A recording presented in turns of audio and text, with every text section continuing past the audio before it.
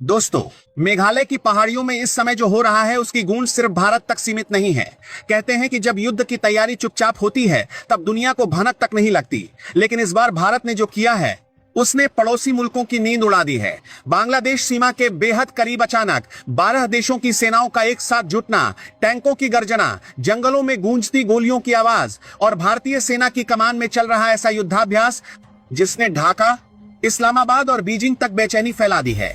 उमरोई की शांत पहाड़ियां अचानक युद्ध के मैदान में बदल चुकी हैं। हर तरफ सैनिकों की हलचल है। हेलीकॉप्टर आसमान चीरते हुए गुजर रहे हैं। जंगलों के बीच स्पेशल फोर्सेज ऐसी ट्रेनिंग कर रही हैं मानो किसी बड़े मिशन की तैयारी चल रही हो। और सबसे बड़ी बात, ये सब उस सीमा के बेहद करीब हो रहा है जहां पिछले कुछ महीनों से हालात लगातार बदलते जा रहे हैं। भारतीय सेना के नेतृत्व में शुरू हुई एक्सरसाइज प्रगति अब सिर्फ एक सैन्य अभ्यास नहीं रह गई है। यह नए भारत की उस ताकत का प्रदर्शन बन चुकी है जिसने साफ कर दिया है कि अब देश सिर्फ हमला होने का इंतजार नहीं करेगा।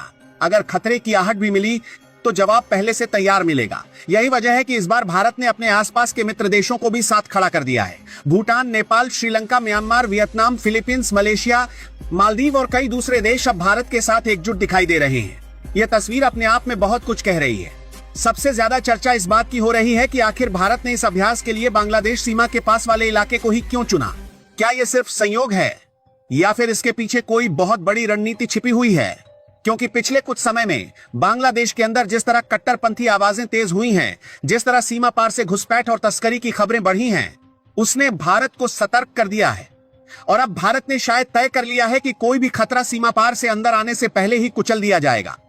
इस पूरे अभ्यास में सबसे खतरनाक हिस्सा है जंगल वॉरफेयर और काउंटर टेरर ऑपरेशन की ट्रेनिंग।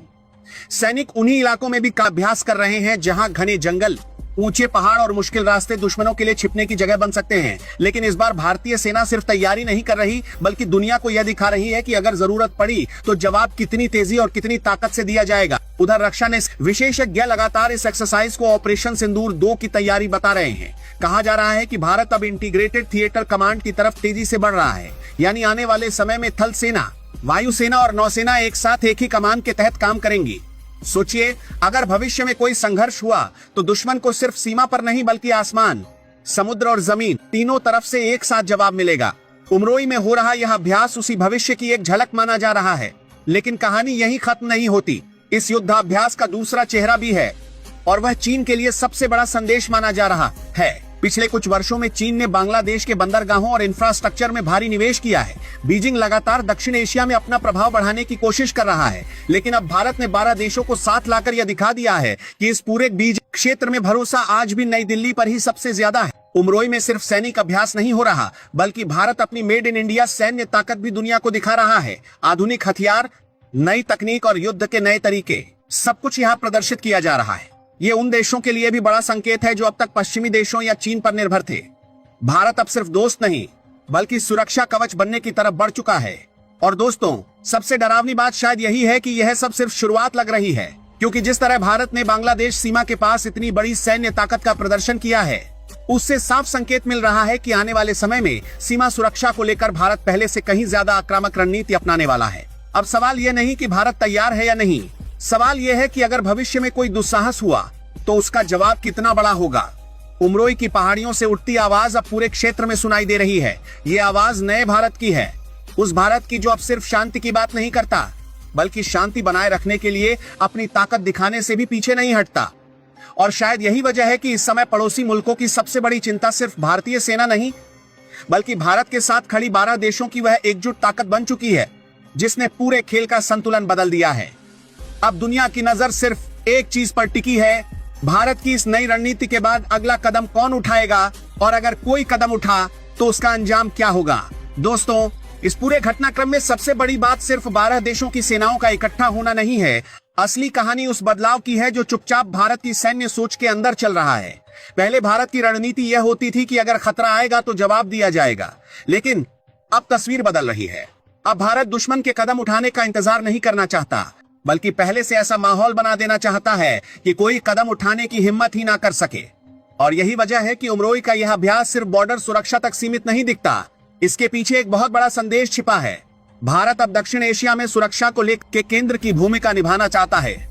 पहले छोटे देश सुरक्षा के लिए अमेरिका, चीन या पश्चिमी देशों की तरफ देखते थे, लेकिन अब धीरे धीरे हालात बदल रहे हैं। भारत इन देशों को यह भरोसा दिला रहा है कि अगर हिंद महासागर क्षेत्र में कोई संकट आता है तो सबसे पहले मदद के लिए नई दिल्ली ही खड़ी मिलेगी। अब जरा एक और चीज पर गौर कीजिए। इस अभ्यास में शामिल ज्यादातर देश वही हैं जो चीन के बढ़ते दबाव से परेशान हैं। कोई समुद्री विवाद से परेशान है, कोई आर्थिक दबाव से, तो कोई अपनी सुरक्षा को लेकर चिंतित है। ऐसे में भारत ने इन देशों को एक मंच पर लाकर सिर्फ सैन्य अभ्यास नहीं किया, बल्कि एक नया सुरक्षा गठबंधन बनाने का संकेत दे दिया है। हो सकता है आने वाले समय में यही अभ्यास एक स्थायी सैन्य नेटवर्क का रूप ले ले, जहां संकट के समय ये देश एक दूसरे के साथ तुरंत खड़े दिखाई दें। सबसे दिलचस्प भविष्यवाणी यह है कि आने वाले वर्षों में भारत अपने पूर्वोत्तर राज्यों को सिर्फ सीमावर्ती इलाका नहीं रहने देगा, बल्कि उन्हें सैन्य और रणनीतिक शक्ति का सबसे बड़ा केंद्र बना देगा। अभी तक पूर्वोत्तर को सिर्फ एक संवेदनशील क्षेत्र माना जाता था, लेकिन अब वही इलाका भारत की नई रक्षा नीति का कमांड सेंटर बन सकता है।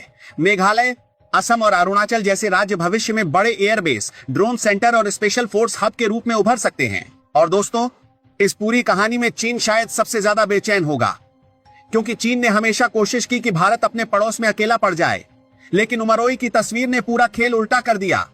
अब चीन देख रहा है कि छोटे छोटे देश भी धीरे धीरे भारत के साथ खड़े होने लगे हैं। यही वजह है कि आने वाले समय में चीन बांग्लादेश और म्यांमार में अपनी गतिविधियां और तेज कर सकता है।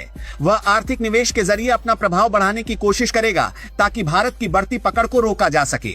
लेकिन भारत भी अब पुरानी करती रणनीति वाला देश नहीं रहा। आने वाले समय में भारत सिर्फ सेना नहीं बढ़ाएगा, बल्कि टेक्नोलॉजी आधारित बॉर्डर कंट्रोल पर बहुत तेजी से काम करेगा। ऐसा हो सकता है कि बांग्लादेश सीमा पर भविष्य में आई कैमरे, ड्रोन निगरानी और स्मार्ट फेंसिंग का इतना बड़ा नेटवर्क बन जाए कि घुसपैठ लगभग नामुमकिन हो जाए। यानी भविष्य की लड़ाई सिर्फ बंदूक से नहीं, बल्कि डेटा और टेक्नोलॉजी से भी लड़ी जाएगी। एक और बड़ी बात जो शायद अभी खुलकर सामने नहीं आई है, वह यह है कि भारत अब मल्टी फ्रंट प्रेशर की तैयारी कर रहा है। मतलब अगर भविष्य में किसी एक सीमा पर तनाव बढ़ता है, तो भारत दूसरे मोर्चों पर भी एक साथ दबाव बना सके। यही कारण है कि अब सेना के अभ्यास सिर्फ एक इलाके तक सीमित नहीं रहते। हर अभ्यास में जंगल, पहाड़, समुद्र और एयर ऑपरेशन सबको जोड़ा जा रहा है। ये आने वाले समय की बड़ी रणनीति का हिस्सा लग रहा है। और शायद सबसे चौंकाने वाली बात यह हो सकती है कि अगले कुछ वर्षों में भारत अपने मित्र देशों के साथ छोटे छोटे संयुक्त सैन्य बेस या लॉजिस्टिक समझौते भी बढ़ा सकता है।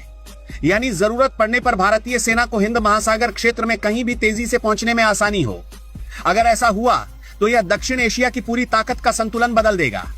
उमरोई में जो कुछ हुआ वह शायद आने वाले दशक की शुरुआत भर है। अभी यह सिर्फ एक अभ्यास दिख रहा है, लेकिन इसके पीछे जो रणनीति चल रही है वो बताती है कि भारत अब सिर्फ अपनी सीमाओं की रक्षा नहीं करना चाहता।